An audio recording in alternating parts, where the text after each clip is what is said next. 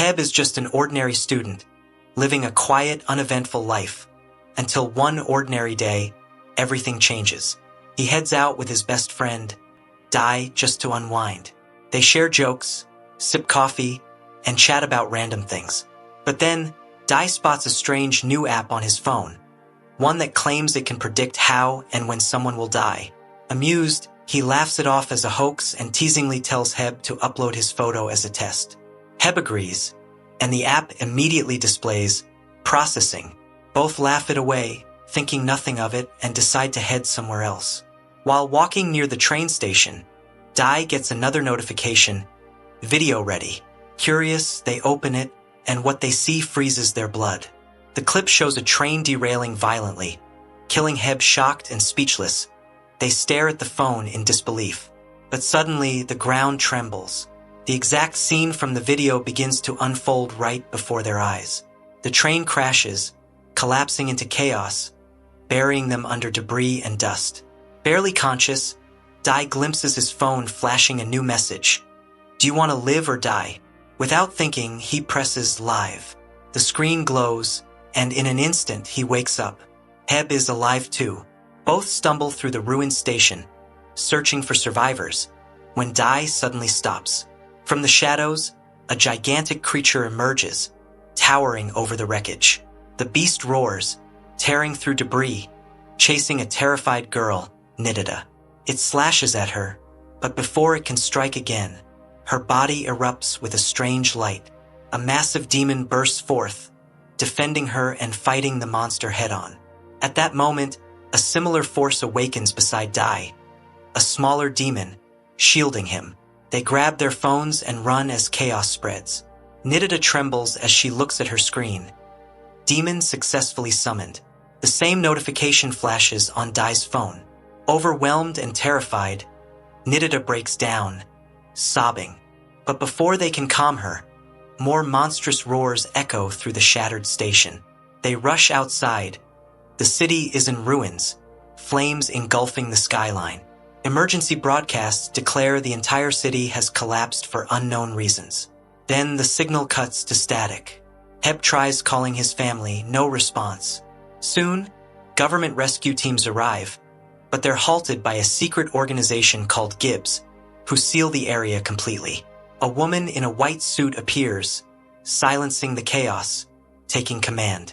She warns that humanity doesn't have much time left, that this could mark the beginning of extinction. Still shaken, Heb, Dai, and Nidida move to a safer zone.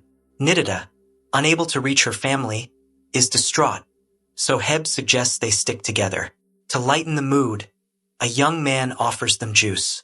But just as they begin to relax, a floating ice-like orb appears above, pulsing with strange energy. Suddenly, it shifts color and drops to the ground.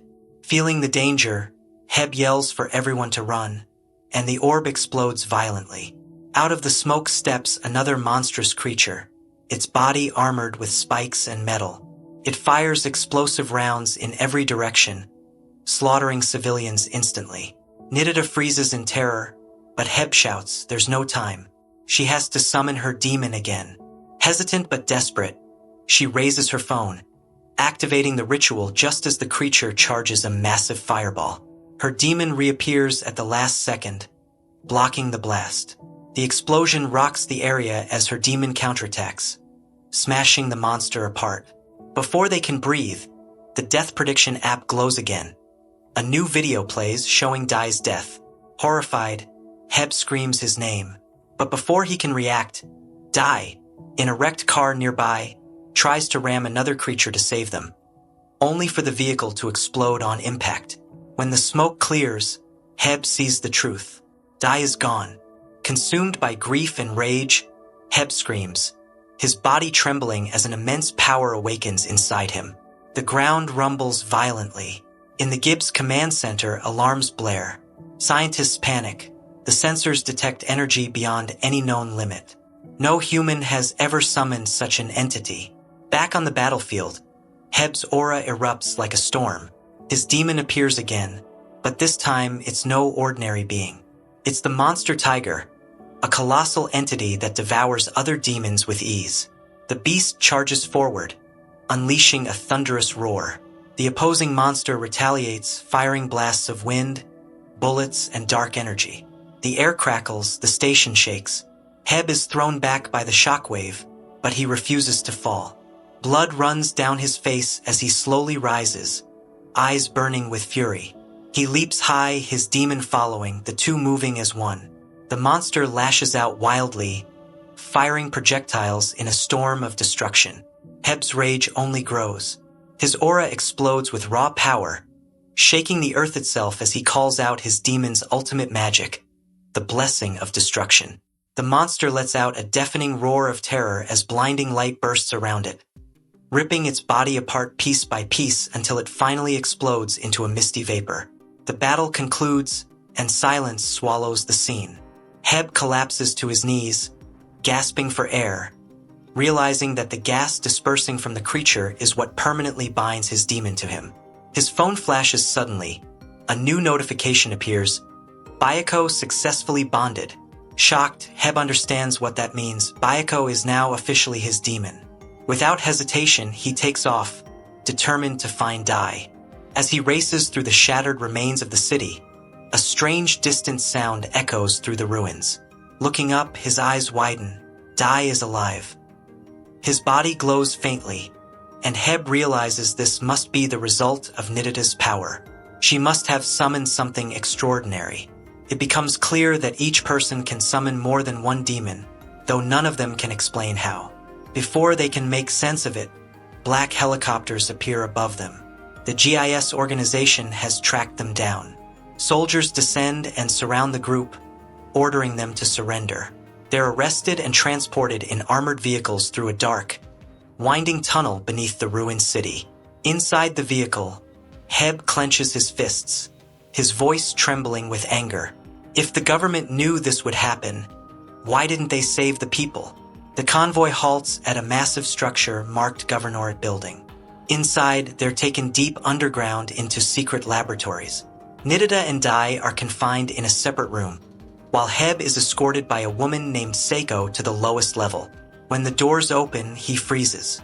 The underground facility stretches endlessly, packed with strange machinery and scientists monitoring enormous glass tanks filled with restrained creatures. Seiko explains that this is the Gibbs organization, a hidden government branch formed to maintain spiritual barriers that keep demons and monsters from breaching the human realm. The room grows still as a tall man with silver hair steps in. He introduces himself as Yamato, leader of the organization.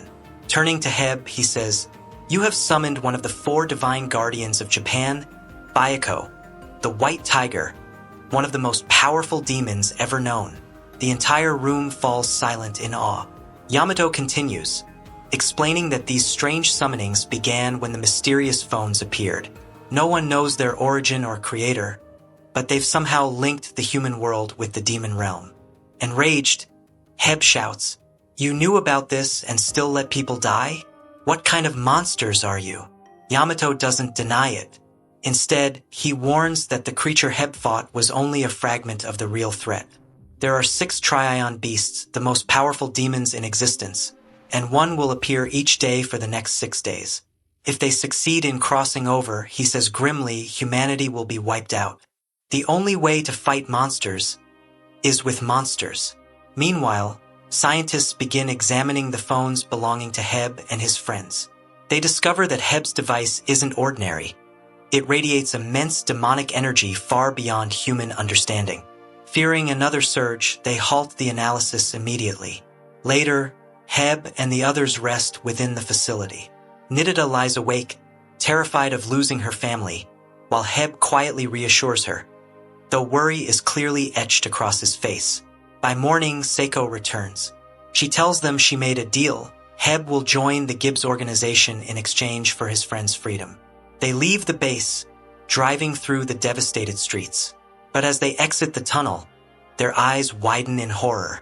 The entire nearby city has collapsed, reduced to ash, dust, and flame. Nidida breaks down, crying out her family's names, trying to run toward the destruction. But Heb stops her, insisting they first reach the shelter and check for survivors. Trembling between hope and despair, She nods.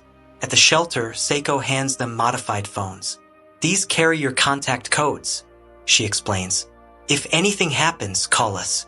She departs quietly. Inside, Nidita frantically questions every survivor, desperate for any news of her family, but no one knows anything anymore. Overwhelmed, she collapses into tears. Heb, wanting to comfort her, steps away to get some water, but when he glances out the window, his body stiffens. His eyes widen in disbelief. Then, a thunderous crash breaks the silence. A massive demon smashes through the glass, roaring as shards rain down. Chaos erupts. People scream and scatter, trampling over each other as the creature tears through the shelter like a nightmare unleashed. Heb stands frozen, paralyzed by shock. The world blurs until he spots a small child pinned beneath the debris. The demon charges toward the kid, and something inside Heb snaps. Bayako roars, launching forward to intercept. The ground quakes as they collide, the demon firing explosive spells while Bayako counters with raging wind blasts and slashing lightning. Outside, Dai, having seen the explosion, rushes back toward the shelter. Determined to help, he arrives just as Bayako destroys one monster, only for dozens more to crawl from the shadows. The city's garden turns into a war zone, monsters multiplying at an impossible rate. At that moment, Seiko realizes the source. The demons are spawning from a cursed phone radiating unnatural energy. She races toward the signal, shouting for Heb to hold the line. He nods, gritting his teeth, commanding Bayako to strike with everything he has. Bayako tears through the swarm, annihilating demons with pure fury, while Heb shields the survivors. Dai tries desperately to resummon his demon, but his energy is depleted from the last battle. The monsters surge forward, demolishing buildings as explosions light the sky. Then Bayako unleashes his maximum blessing magic, a blinding wave that annihilates 100 creatures in one explosion. Meanwhile, Seiko reaches a collapsed tower. She finds the cursed phone glowing red, pulsing with energy, and smashes it with her blade. Instantly, the monsters begin to fade. The battlefield falls quiet once more. Smoke rises over the ruins. Survivors watch as Heb kneels beside the saved child. The boy softly thanks him, and for the first time, the crowd sees Heb not as a threat, but as a protector. Later, Heb and his friends return to the Gibbs headquarters. Yamato greets them, commending Heb for his courage. "You've proven yourself worthy," he says. "You may officially join the organization if you're willing." Heb hesitates, then nods. "I can't stand by and watch people die anymore." Nidita and Dai step forward too, pledging to join. Yamato smiles, assigning them their first mission, to locate Fumi, a missing scientist and brilliant engineer who designed the summoning devices. She vanished just before the demonic outbreaks began, and the organization needs her back.